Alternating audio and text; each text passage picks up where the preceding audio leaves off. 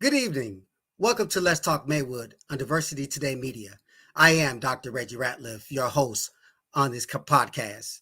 And joining me is my co-host, my co-laborer in the vineyard, and also expert investment advisor, Terrence Hollingsworth. Terry, are you there? Hey, Dr. Ratliff, how are you this afternoon or this evening, wherever you may be? I'm good, brother. Thanksgiving is upon us. I ran my miles this morning, so I won't feel as guilty when I'm snacking on that dressing and mac and cheese and tucking and all that good stuff. So I'm doing good. How are you? Well, yeah, I ain't run no mile, but I'm gonna sure be eating. I'm gonna tell you I tell that. you, man, you wrestle like I did for me for a good career. It's something about the winter months. I mean, even though I'm long retired, but it's like even when it's cold outside, I'm like, I ain't going out there. It's 25 degrees or whatever. I'm done with all that cutting weight, running in the snow and all that. And my body's like, nah, dude, you need to get out there because I'm feeling some kind of way. You need to get out there, run, do something like we did back in the day. And I never stopped ever since retiring. I still continue, and we're talking over 20 years now. So even if I don't want to run, my body still does it. I So will tell you, I envy you because I do not get. Once I got out of the room, I've been out of the room for probably about 4 years now, and it's mhm. not the same. I don't get the workouts like I used to. My body ain't as limber as it used to, Right now, but I feel you, man. that's what it is. I will tell you this though. I am fortunate to be a wrestling coach. I did refereeing for a few years in Illinois and now here in Virginia, but now it's starting a wrestling program, youth wrestling program here in Virginia. It keeps me on my toes. I get to, you know, practice single legs, the duck unders, and high seat cradles and stuff. But it keeps me kind of limber, but it just keeps me motivated. And the kids who see this 54-year-old, well, I'll be 54 years old, dang, a week from yesterday. So to see this 53-year-old man doing this kind of stuff at this level is motivation. So that's all about. It's all about that, motivating our Yeah. kids. You know. So what's going on in the world of finance, man? How are we doing during this So time? we're still in the same place. I mean, I sound like a broken record every week, but the Federal Reserve said that the next interest rate hike is probably not going to be 75%. 75 basis points. Probably going to be 50 basis points. But until we get inflation under control at 2%, which is their target, then they're going to continue raising rates, and we should probably not believe that the stock market is going to stabilize until then, but I say, if you're young and you're, needing to invest, which you are needing to, then guess what? It's an absolute great time to start investing, put some money away. And, 5 years from now, guess what? You're probably going to be a lot better off than you are today. Well, you say broken record. I mean, the stock goes up or down. I mean, it depends on how what's going on, even during this inflationary period. But you say a broken record. Don't you think our audience need to hear this every time we come in the podcast so they see if and when there are opportunities, to invest? I mean, Yeah, so the truth is it's a lot like we're going to be talking about sports and wrestling and things like this, but it's the same. The discipline of what you do every day matters, and that discipline translates into success, whether it be success in investing, whether it be success in finishing school, whether it be success as an athlete that you go and win championships. What you do every day matters. We're gonna have Jahwan on here, and I'll be peeping his Facebook page. And to tell the truth, I started using something that he said. That's something that I know. The standard is the standard, right? And you don't lower the standard; you rise up to it. And so, mhm. the standard as far as investing goes, you got to put some money away. You got to be disciplined to do it every day, or every pay period. And when it's all said and done, you'll be happy. I'm going to give an introductory statement about Jahawn Akui. He is that person that was invested into his wrestling career in his future. He had a successful wrestling career, and now he is paying it forward by reinvesting into this program, the Gladiators program. And we're going to talk about that during this podcast. So I'm excited. I'm excited to see that he is there. I think he's there a few years later. I wish he had been there when my son was wrestling. I think he would have been 100% better. But let's go is all I can say, right? Absolutely. That's right. On the whistle. So thank you, Tara. See you soon. All right, I'll talk to you later. All right. So I'm excited, as I said before, about introducing our next guest, Jahawn Akui. Jahwan is a Bellwood. He grew up in Bellwood. He joined the Gladiators wrestling program, youth wrestling program in 1998. He attended McKinley Elementary School in Bellwood, then Roosevelt Middle School, also in Bellwood. He attended St. Rita of Cassia High School in Chicago. And before attending St. Rita, Coach Akui won 3 Illinois Kids Wrestling Federation state championships, which is no easy feat at all. He also won Tulsa twice and Reno Worlds. He was a 4-year varsity starter at St. Rita High School, and he won a state championship as a junior in high school, he placed third in state as a sophomore. But unfortunately, he was not allowed to compete in the state tournament finals as a freshman nor senior. And we'll talk about that during this podcast. Coach Akui also won multiple national titles in high school from Fargo, which is in North Dakota, also in both styles, folk style and nationals twice in folk style. He also played football for St. Rita, where he became the all-time rushing and touchdown scorer at St. Rita. Coach also graduated from St. Rita afterwards. He attended Iowa Central Community College, where he won a junior college national championship as a true freshman. He redshirted after that, attended Lindsey Wilson College in Kentucky, where he placed 8th in the NAIA national tournament. After that year, Coach Akui transferred to Midland University in Fremont, Nebraska, where he wrestled and qualified for the NAIA national tournament. After that tournament, he decided to retire from the sport of wrestling. We'll talk about that in a moment. Coach Akui, after sitting around for a couple of years debating what he should do next for his future, he decided to start his family. He had a beautiful daughter. Then he became engaged. He got a call to return home, where we all should give back once in a while, to accept return home for the Proviso West job, also restarting the Gladiators youth wrestling program in his hometown. So without further ado, I'd like to bring on Coach Jahawn Akui. Coach! Hey, what's going on? How you doing?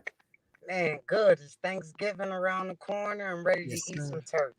Aren't you glad you don't have to worry about cutting weight or anything and right before the Thanksgiving tournament, man? Man, cutting weight before the Thanksgiving tournaments used to be tough, but your mind can do anything you put your mind to. So Absolutely. it's a part of the job. If nothing else, it build character, right? And internal strength. Hey, build character and make you tough. That's for sure. That's right. In life. And before we get started, Coach, I want to congratulate you on accepting the position at Proviso West High School as a boys and girls head wrestling coach. Is that correct? Yes, sir. Yes, sir. How does that feel? Now you're running the Gladiators Youth Wrestling Program, which is a pipeline, hopefully, for Proviso West wrestlers in the future. How does that feel to be able to take on 3 large responsibilities as far as programs? It feels awesome, man. It really is a blessing. I feel, I really appreciate that the people, they allowed it to happen. They wanted it to happen. And, it's pressure is a privilege. That's how I feel. Pressure is a privilege. We have the talent here and we need to win here. That's right. And as simple as that. If anybody who can, turn around a program at Proviso West, I know it's you. You had a illustrious career in wrestling as well as football, but the foundation was when your mom brought you to Coach Carl Forsyth at the Gladiator Wrestling Program in 1998. Is that correct? Yes. Back in 1998, I was attending one of my uncles who lived with me my whole life, pretty much. I was attending one of his basketball games at Proviso West, and we walked in the field house, and it was packed with wrestlers and wrestling mats. And I told my mom instantly then, like, hey, I want to join that. And the Monday after that tournament, Coach Forsyth worked with me a little bit, and we ain't looked back since. Nice. So, as you entered the wrestling room, and how old were you when you first started wrestling, Coach? I had to be six or seven. The first couple months, I just practiced because I was so nervous about competing. But after about a couple months, it was kind of like, hey, let's jump in here. And you got a coach like Coach Forsyth. He brings the best out of you, which I think a lot of coaches, the good coaches, tend to do. Absolutely, absolutely.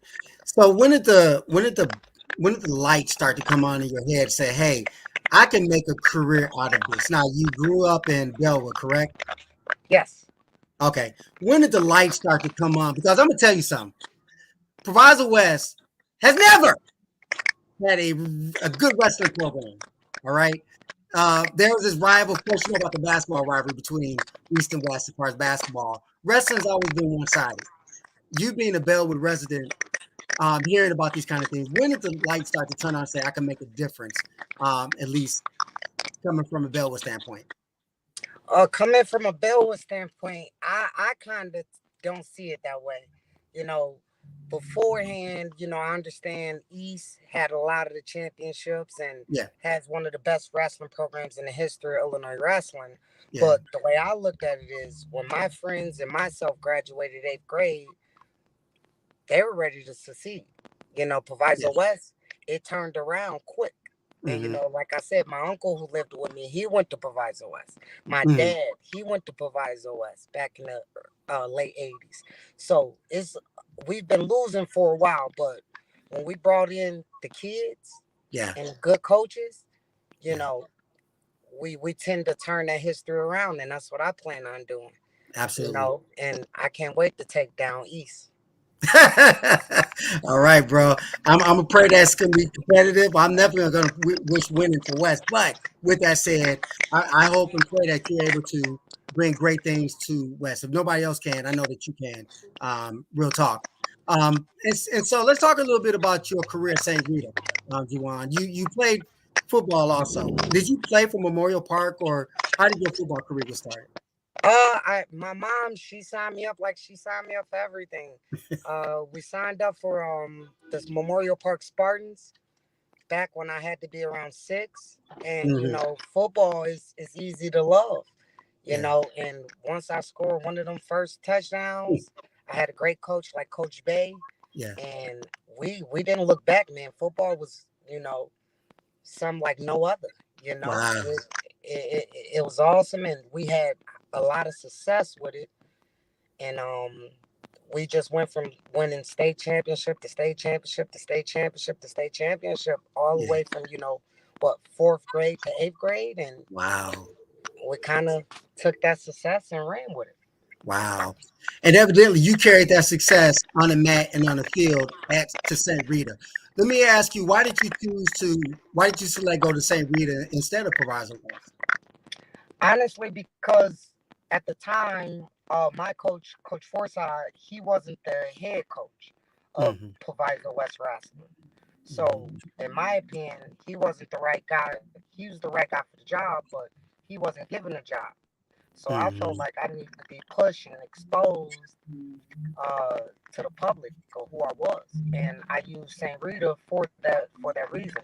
And they had a great football program, but the most important thing was they won the state championship my eighth grade year. So they was the Okay. state champs, and what the state champs won in a big football world, I sold in, I bought into it. Wow. So your mom helped lay the foundation. Coach Carl Forsyth was the one able to water that seed and allow you to blossom into high school. You went so St. Rita they're part of the were they part of the Catholic League, East Catholic Chicago, League, Chicago Catholic League. which is a very competitive league. Yeah, it's one of the best leagues in the state in sports. Yeah. I was a four-time CCL champ in the sport of wrestling, which is only about, I believe 15 of us or 12 of us in the history, Wow. somewhere in there. I forgot the number because it's still adding. But Right. yeah, Coach Forsyth, man, he was a part of that journey too, and he Wow. didn't want me to go to St. Rita. He wanted me to I'm go sure to you did. Montini, actually. Oh, Martini, that's right. Because his son also went to Martini. Yes, That's sir. Yeah, Carl yeah. Forsyth Jr. Yeah, who was also a state champ in his own right. So, and just for the audience know, Coach Forsyth was a five-time Euro Greco-Roman champion. There's that picture right there. So he created that motto, I'd rather throw you than to know you. He would throw you like nothing. So as you continue with your career in wrestling, Jahwan, how did it feel competing with, such a talented group of young men at St. Rita and that allowed you to grow, not only as an athlete, but as a man attending St. Rita? I think I learned a lot, man. When I look back on it, it's a lot of life lessons that was learned. But I had to adjust. It was really a culture shock for me. Mm, Being from Bellwood to going to one of the best high schools in the state of Illinois. yeah, All boys. Majority. White people. right. So it was a big difference for me. But Mm, I kind of tried to adapt, do the best I can, and public transportation. Waking up, taking a train, taking 2 buses to school every day. It was wow. a big difference. It was a challenge for sure. So you had to get up like at 5 a.m. to get there by the time school started and all that? Yeah, so Wow. I typically get up around 5:30. My dad would take me to the bus stop or to the train stop, and then I take Hmm. either that to Western, take the train all the way down to Western, the Blue Line to Western, and Western all the way down to 79th. Wow. And I do the same thing after practice. At about 6:30, and I just grinded it out. Wow. Nobody offered you a ride home? I mean, it's dark during Oh, wrestling months. well, really, after about a year of doing it, it was a family that brought me in, the Hopkins, who I'm very appreciative still to this day, and I still stay in communication with. They helped me out a lot. I stayed at Mm, their house a lot of the times. I ate with them. They fed me. Man, they did an awesome job just helping out where they could, and it made the transition a lot better and more yeah. pleasant. Yeah, and I just want to make a note to all those who are listening. There were definitely some great individual wrestlers who came through the Proviso West Wrestling Program. Derek Rouse and Coach Frank Mahorn, who was one of the coaches back then. So definitely some individuals who came through and played state. I think they had a two-timer, the heavyweight guy who name slipped my mind, who's the heavyweight guy who also played football. But yeah, most shout out to those guys out there who did represent Proviso West. But Jawan, in terms of feeling you making it downstate. All right. I want to talk about the good. How did it feel winning the state championship your junior year? How was that? Man, really, it was one of the best moments really of my life. Because the state tournament it's cruel. It's cruel when you're expected to win, and and the career I had before that,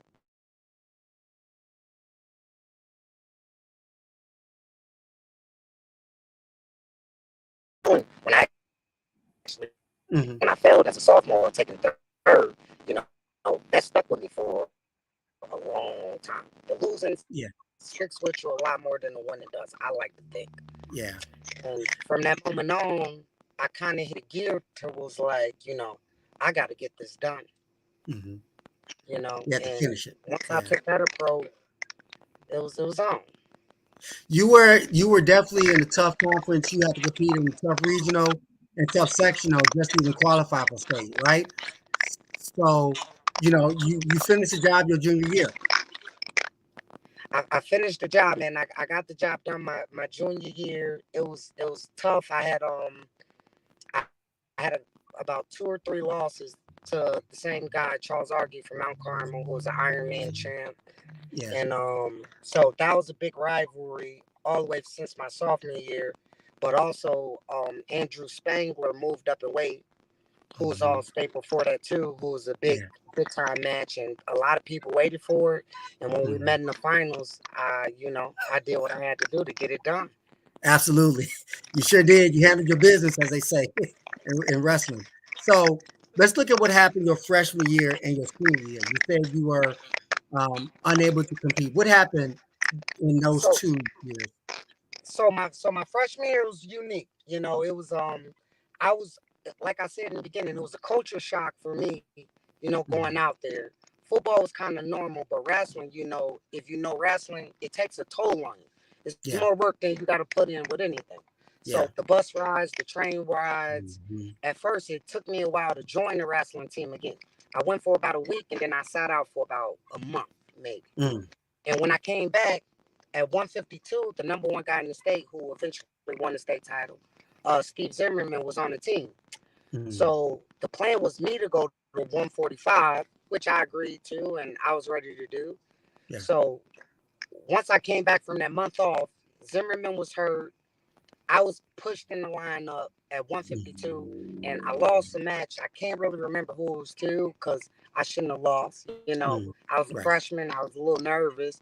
But after I took that loss, I ran through everybody else, Mm-hmm. including the Chicago Catholic League at Mm-hmm. 152. And I was waiting to regionals to make 145.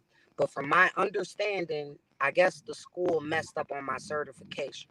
So I Mm. didn't get to compete during regional time when I was sitting ranked number 2 in the state as a freshman at 145 pounds. So everybody who's out there, certification means that you have to make that weight by a certain period of time. In Jahwan's case, you have to make 145. So even if you wrestle 152 during the year, and if you wanted to drop to 145 for regionals, he was already certified at 145, so he could do it. But because there's a mix-up, he showed that he did not certify at 145. He couldn't compete at 145. Yep, Like Jahwan. I did not get to compete at 145, and at 15 years old, I don't know the stuff like that. You know, Right. I have problems with the normal rules of life. You know, so I don't know the technicalities of me being able to wrestle this certain way, but I got to be this way in the middle of January. So I Well, was a that's why we got kid, and coaches. I wish I That's knew why it. we got coaches. That's why we got a coach, right? That's on the coach. I agree. I agree. Nonetheless. Okay. So you placed third your sophomore year. You win it your senior year. You are the favorite. I'm sorry, your junior year. You win it your junior year. You're the favorite to repeat your senior year. You blast through the sectional, and then you didn't compete your senior year. What happened, Jawan? Well, so just to go track back a little bit, my freshman year, after I didn't get to compete at the state tournament, I doubled up in Fargo, the Yeah. hardest tournament in the world that Yep. most people say. It's the biggest tournament in the world. I Yep. ran through that Greco and freestyle. I won both. So, my sophomore year when I lost, it was a little disappointing. My junior year, I flew through it, a couple losses, but I wrestled tough. My senior year, I was coming in number one in the country in Mm-hmm. most magazines, number one slash number two, and every pretty much rankings. And Mm-hmm. I dominated through the year. Mm-hmm. I really went through it and dominated regionals, sectionals. I had Sam Brooks, Yep. the Big Ten champ from Iowa, who was a Who year also went younger to than me. Oak Park High School, right? Yep, he went to Oak Park High School and he was a state champion, returning but moving up a weight class. Mm-hmm. He was moving up from 160. I was 171, so I was tuned up. I was ready to go. When you Yeah. say somebody else can beat me, and Right. he was talented himself, obviously, because he was a Hawkeye and a Big Ten champ. Yep. So I waited for it, and I waited for it, and I was hungry for it. And when Mm-hmm. I got to him, I did what I had to do. Yep. I beat him pretty easily. Yeah. But as far as getting suspended the day before state, really it was a normal day. When I look back at it now, I kind of think like, hey man, I wish I would have did this different. I wish I would have just be quiet, listen, and then took my frustration out in the car. 5 minutes Mm. later, and I'd probably be sitting here 2 time state champ. Mm. But No doubt. No doubt. it is what it is. So really, Yeah. what happened was I was in a tutoring program at St. Rita, to help me myself not have to go to summer school. And what ended up happening was, the teacher pretty much she kind of made fun of me. Gave me an option like, hey, have fun in summer school. And me being young and being a little arrogant and cocky, and cutting weight, I let the circumstances um dictate what I did. And what I did was, I pretty much told it was some BS. That's some BS. And I took my frustration out in the hallway, said a couple curse words. And later on that night, I went through practice. It was the last practice before we head downstate. So I was pretty happy and everything. And then I was actually at Kenny Galladay's house, who plays for the New York Giants. I was at his house playing Madden, and my mom called me and told me I couldn't go downstate. I was shocked. Mm. Imagine how the public when we heard that, Jahawn. I mean, our stomach dropped. Like, what are you talking about? He qualified. He's about to go down and repeat. No, I was there. It was at Leiden. Leiden was held sectionals, right? When you wrestled the guy from Oak Park, and you beat Yeah, him. yeah, I wrestled Brooks at Leiden High School for the sectional in the sectionals championship. Right. State champ versus state champ. Right. So after that match, we knew like he gonna blow right through it. I mean, he might meet him in the finals or semis or whatever, but he's still gonna win. And then we got that news, and it was like, what happened? What? So, you know, glad you were honest and transparent with that. Yeah, man. To be honest, it affected me for a long time, man. Because when I look at kids, I understand. Kids make mistakes. Yeah. And I didn't think the crime matched the Yeah. judgment, Yeah. the punishment. Yeah. I didn't see it that way. But then again, it's a lot of things I've done that probably put me in that position to where they were able to do that to me. Absolutely. Yeah. So it was a situation to where you think it's after school, not during school. It's in the hallway. I'm letting out my frustrations the day before state, couldn't wait. Yeah. And I just let it get to me a little bit, and I made a mistake, and I paid for it. And throughout college, people they talked about it, and as I was getting recruited, it affected everything for me. Wow. So that's kind of you accept the responsibility, which is great. The first step in moving forward, right? Accept the responsibility, whether the punishment met whatever the act was. And you moved on, you were able to compete in college. The results exactly wasn't what you wanted, and you decided to close that chapter. You had a year eligibility. But before we talk about you start getting back with the Gladiators, can you tell the audience why you decided to end your college career with 1 year eligibility remaining? I felt like my body couldn't handle the grind anymore, and really it was the disappointment. It was the disappointment of losing and my body changing. My junior year of college, I went in undefeated, ranked number 3 in the country, into the national tournament and caught an ear infection, and my body just couldn't handle it. I was diagnosed with type 1 diabetes.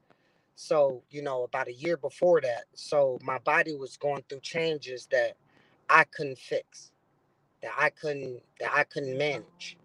And with that, it brought disappointment. And since that loss in Des Moines at the national tournament, I just decided, competing wasn't for me anymore. They still want you. People still want Yeah. Well, you competed from age 6 all the way through college, which is what many people cannot do, Jahawn.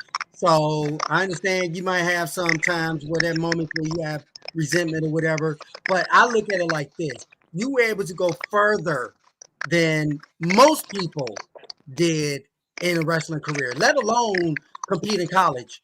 And even though you wrestle NAIA, I'm sure you wrestled against D1, D2, D3 opponents and handles the business pretty well. You know, right?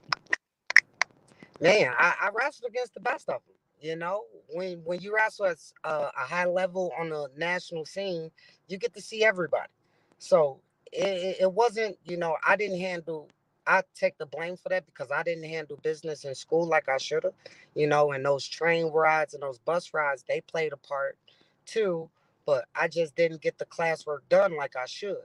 But also, I didn't understand. You got to do the homework, you got to study, you got to do these type of things to get into a division 1 school. And that's what I didn't understand at 16, 17, and 18. Yeah. Well, I tell you, Jahawn, Coach Akui, you talk about self-discipline and being a student athlete. It is not easy to be a student athlete, especially one who had your situation of getting up early every morning and taking a ride to Forest Park or wherever and taking 2 trains and all that. I mean, just to go to the south side of Chicago from the west suburbs, that's a lot. I mean, I don't care who you are. You can be an adult, and that's a lot. So I commend you for that perseverance and that dedication and that self-discipline to even get that far. And then icing on the cake, man, is getting through college and competing that you did for so many levels. But people need to hear your testimony, not just on this podcast, but you need to have speaking engagements or invite people to come to your gladiators practice and talk about your journey because you actually went through a journey. How do you feel about that? Man, I feel like, the standard's been set for the gladiators program and for myself. And that I take, testament to my parents, always expecting something of me, and Coach Forsyth. He put in my mind that, guess what? You can be whatever you want to be. And me at that time, I wanted to be the best wrestler in the world. And I always took that with me. Whether I was training or running, I kind of always wanted to be different. I never was the prettiest guy in class, you know, or had all the girls, or was the smartest, or was the tallest. So I took it as, every weekend when I get to compete, I can go out here and do something special. And Coach Mhm. Forsyth, he kind of made me feel that way, and Yeah, that's what I feel like good coaches, they do. yeah, They empower the kids. They make yeah, the kids feel special, and that's yeah. what I had the ability to accept. Yeah, man. I can attest to what you're saying. Just quick story. When I was at Proviso East my senior year, the year we won the state championship in '86, I had lost in the sectionals in like the second round to a kid from Naperville North. I had to follow him, hopefully he made to the finals for me to qualify, to try to qualify for state, the third and fourth. So I was down, man. I lost to this dude. I shouldn't have lost to him. But he won and won. I followed him and I won. And I went for third and fourth.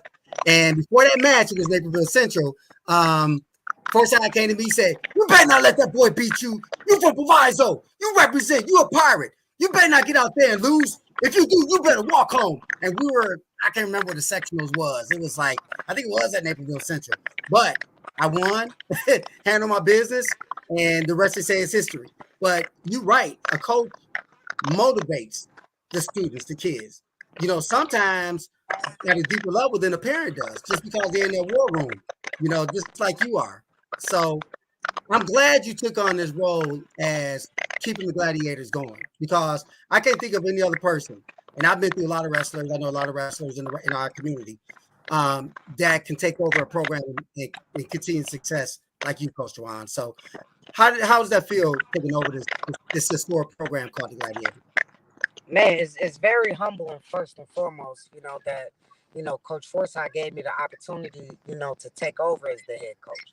The Gladiators were started in 1996, and a lot of people benefited from the Gladiators program. I wasn't the only kid that went to, college from the Gladiators. It's a lot of us. Every kid in my grade, that was on the team that took it seriously for the most part, we all went to college, different colleges, different Catholic schools. It changed us, having a coach like that in our corner. So when I got the opportunity to do it now, I try to do my best at it. I try to put the kids first in everything and try to be understanding and give them a different view of life. Not only just teaching them how to defend themselves, but giving them a different perspective, you know, besides just from their parents, because we need guidance. I feel like our kids, they got everything but, good leadership and guidance. And if we can provide that for our kids, they'll be unstoppable. They can be whatever they want to be. No doubt, no doubt. And I'm gonna tell you, the Hall of Fame of Gladiators Wrestling is historic. I mean, even with their going back to their battles, against the Harvey Twisters, they stood toe for toe for many years. And like you said, Coach, a lot of guys came through there, went to other colleges, and at a successful level. One person that hit me right away is Reggie Wright, who went through the program, two-time state champion from Proviso East, and I think he was a three-time All-American at Oklahoma State. And so, the list goes on. Tyrone Sally, TJ as they called him. I mean, it's just many guys who went through the program. Too many to call out. So you're right, man. And particularly young black men, Jahwan. Young black men, there aren't a lot of us in the sport. But when you have a room full of African American males, all right, that competed against these other guys at the high school level, IKWF level, high school level, collegiate level, and even beyond. That says something about the culture, right? Man, it speaks a lot. I believe actions speak louder than words. We can all say things, but it's what we do. You know, Yeah, it's about what you put your time into. And I spent a lot of time up here, because I moved from New Mexico. So my family was still located in New Mexico for the first year. So the whole year I was building the program, I always kept in my mind, my fiance and the hard work she has to do with watching our daughter by herself. So I didn't want to waste any opportunities with these young kids. I wanted to give them my best and, give them my guidance, try to give them the skill sets that I had and, just give them an opportunity to push and win and be great and be whatever they want to be. absolutely. Love it. Love it. And now you are the head wrestling coach, boys and girls wrestling at Proviso West. Talk about that moment, Coach Juan. How does that feel? Man, it wasn't too shocking because I know I've wrestled at a high level my whole life. So, but it was really humbling. I say that it was really humbling and exciting when I got that call that, hey, you've been picked to be the coach. Because it comes great responsibility when when you expect great things. Me personally, I wouldn't take a job I didn't feel like I was able to do, or I couldn't win. And I feel like being from Bellwood, we have the best kids in the world. Bellwood, Mm, Maywood, this little area. yeah. So, my mindset was, okay, let's put this together and let's win. But the plan was already put together, 5 years ago, really. Mm, Going to Roosevelt Middle School, I seen a fight and I changed my mindset like, hey, the toughest kids in the world is right here, mm. Maywood, Bellwood. So why coach some kids, out in New Mexico when I can come right back home and make a change here for the kids that look just like me, Mm. the kids that go through the same type of problems and things that I went through, and the same type of kids that need guidance. Yes, yes. I'm glad you said that. Guidance is what our kids need. And thank God for young brothers such as yourself who lead by example, have led by example, and continue to lead by example for our young men. And now our young women in our wrestling program. I'm excited, about you taking over. This is dope. This is good stuff. With the time we have left, Coach Jawan, I'd be remiss if I didn't mention the football aspect. Okay, just because I'm biased, wrestling background and everything, but you did become the all-time leading rusher at St. Rita High School.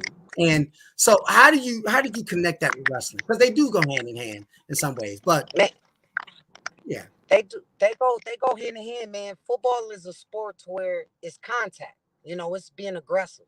You know, I never was the tallest or the biggest or the strongest or the fastest, but wrestling, I got the, I love to put my hands on people. I love to hit people. I just love that. I couldn't get enough of contact. So once I transitioned from wrestling to football, it was a piece of cake. You know, it's not hard to make a tackle when in the wrestling room you tackling somebody every day and they not letting you tackle you either. So the hand-to-hand combat, man, is a different type of training that it's hard for me to explain. nice. As I prepare to close this podcast, Coach Juwan, I want to thank you again for coming on. How can aspiring wrestlers, youth wrestlers, contact you in terms of practices or just registering for the Gladiators Wrestling Club? We're partnering with Beat the Street this year, so I have an app. I mean, we send out a link to the information, but you can find me on Facebook, Jahawn Akui, and my information, my phone number. I don't know if I put my phone number on here. Go ahead. Oh, Absolutely. my phone number, which is I always check my text messages. So anybody want to sign up, 630-452-3912. Say that one more time for Terry in the background. So Okay, you don't care. 630-452-3912. You got that, Terry? Go ahead, put that on the screen if you can. How about saying that one more time? There we go. 630 Write it down. 452-3912. You got it, Terry? That's it, Coach Ron? Hey, yeah, hey, that's it, man. I just All want to right. thank you guys, and you know, I want to also say, wrestling is just not for men. Our young That's women right. need to learn how to protect themselves, and they Mm. need an opportunity to get scholarships to college.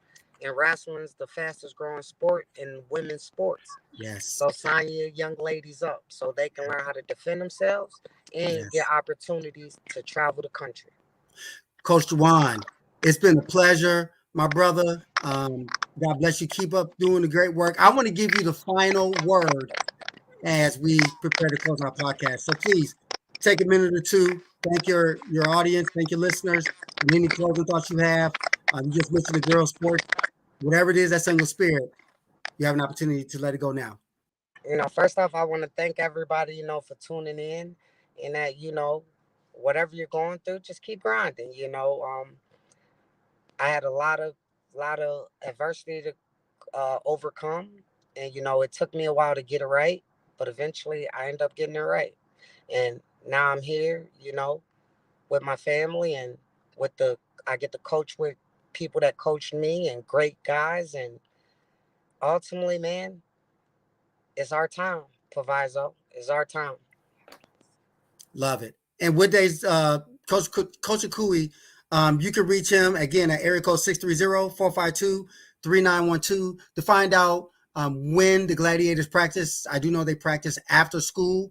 So those of you who are parents who are looking for your child, your boy or girl, to be the next coach, or Jahawn Akui, or um, Anna, the next Jane, the next Bob, whoever they may be. Wrestling is a sport for self discipline, for respect, and it's transformational to everyday life. And again, I'd like to thank Coach Jahawn Akui for coming on our podcast. Tune in for our next podcast where we'll bring another exciting guest on Let's Talk Maywood on Diversity Today Media. I am Dr. Reggie Ratliff. Thank you for tuning in. For those out there, happy Thanksgiving. Be safe. God bless you. And good night.